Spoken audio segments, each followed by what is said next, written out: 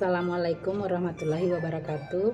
Terima kasih atas kesempatan yang diberikan. Perkenalkan, nama saya Widiawati Hatibae, NIM 2413201027 dengan peminatan kesehatan lingkungan. Baiklah, hari ini saya akan mencoba menjawab pertanyaan-pertanyaan dari soal-soal yang diberikan dalam mata kuliah Perorganisasian dan Pemberdayaan Masyarakat dengan materi peran dan fungsi fasilitator dalam pemberdayaan masyarakat. Adapun soal yang pertama yaitu apa hubungan antara pemberdayaan masyarakat dan determinan sosial kesehatan, serta bagaimana keduanya dapat saling mendukung dan untuk meningkatkan kualitas hidup masyarakat.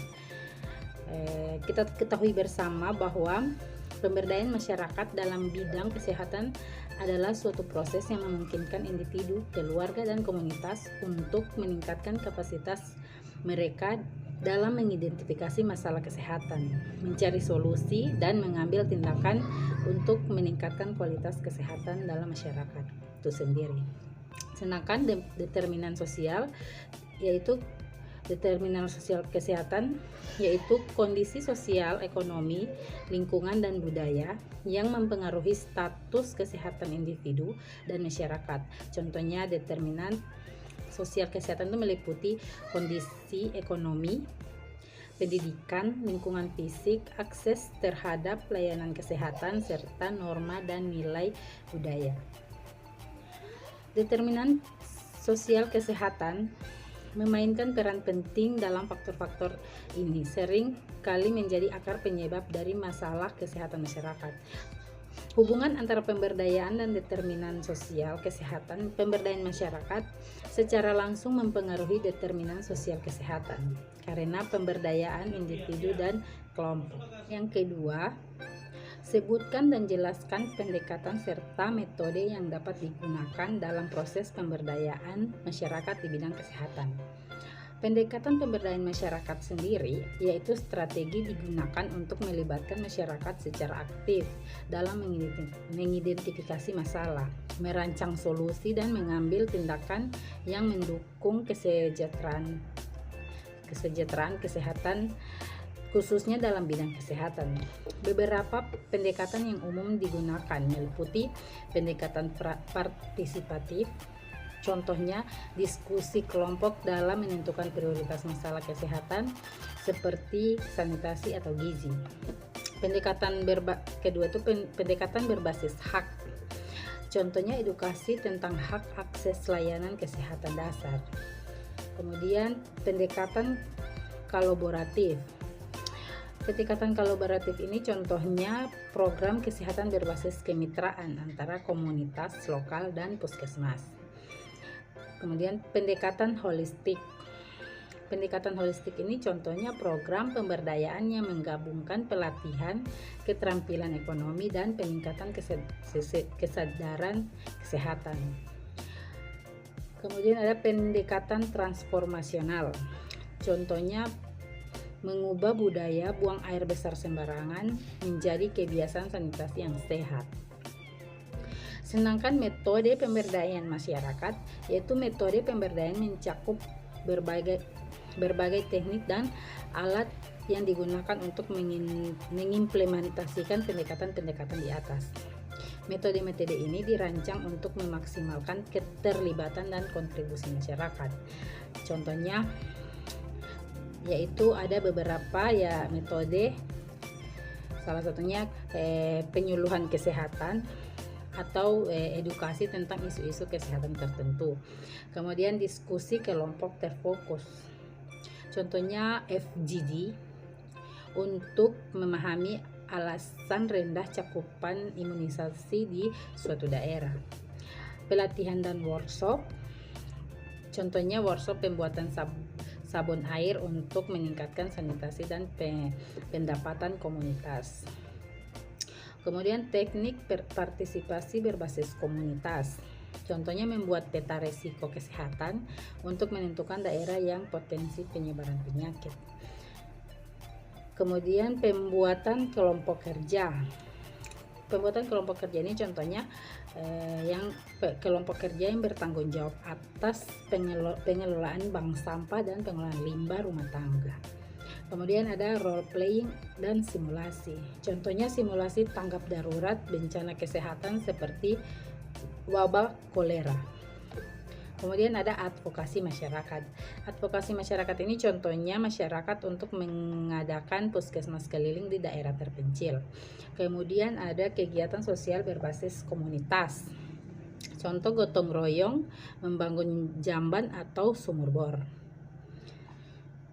Untuk soal yang ketiga, mengapa identifikasi dan analisis masalah kesehatan masyarakat menjadi langkah awal yang penting dalam pemberdayaan? Berikan contoh langkah yang dapat dilakukan dalam proses ini.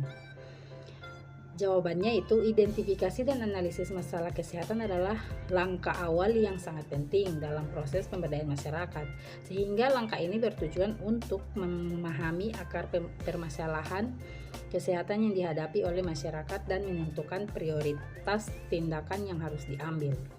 Proses ini sangat penting karena memastikan bahwa program kesehatan berbasis pada kebutuhan nyata masyarakat, membantu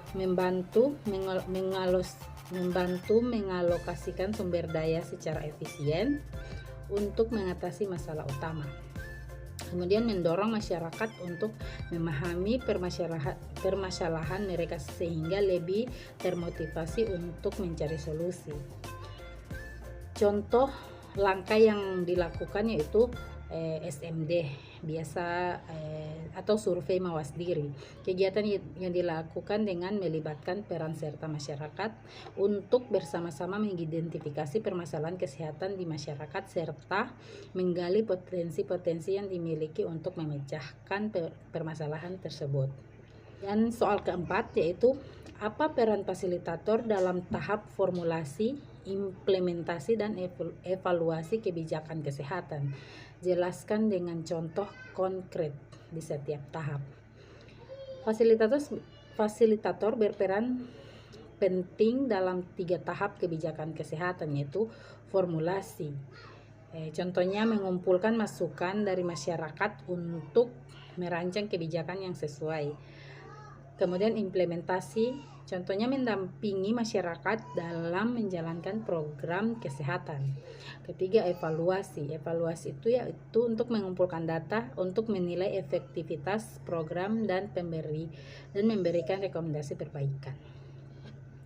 Kelima, soal kelima yaitu dalam situasi di mana masyarakat kurang terlibat dalam penyusunan kebijakan kesehatan, apa langkah yang dapat dilakukan fasilitator untuk meningkatkan partisipasi masyarakat? Jelaskan pendekatan yang sesuai.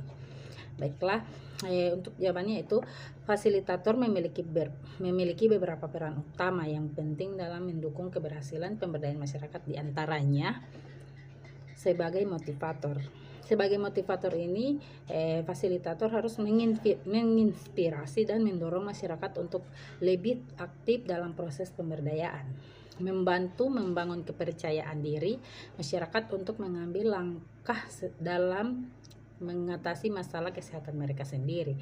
Kemudian sebagai fasilitator diskusi, memfasilitasi dialog dan diskusi antara anggota masyarakat untuk menggali ide, kebutuhan dan solusi terhadap permasalahan kesehatan. Menggunakan pendekatan partisipatif untuk memastikan semua suara termasuk dari kelompok yang kurang terwakili dapat didengar. Kemudian fasilitator sebagai motivator, sebagai mediator yaitu menjembatani kepentingan masyarakat dengan pihak lain seperti pemerintah, organisasi, non-pemerintah, atau sektor swasta, menangani konflik yang mungkin muncul selama proses pemberdayaan, baik antara individu maupun antara kelompok. Kemudian sebagai pendamping dan penghubung, mendampingi masyarakat dalam merencanakan, melaksanakan, dan mengevaluasi program kesehatan. Kemudian menghubungkan masyarakat dengan sumber daya, informasi, atau pihak-pihak yang dapat membantu mendukung upaya pemberdayaan. Kemudian fasilitator sebagai pelatih atau training, melatih masyarakat agar memiliki keterampilan yang diperlukan seperti keterampilan dasar kesehatan, pengelola program, dan atau advokasi. Memberikan edukasi tentang masalah kesehatan tertentu sesuai dengan kebutuhan komunitas. Nah, inilah peran penting atau utama fasilitator dalam mendukung masyarakat, di mana masyarakat yang kurang terlibat. Jadi fasilitator harus lebih aktif lagi dalam fasilitasi masyarakat dalam pemberdayaan masyarakat. Terima kasih. Itulah 5 soal yang saya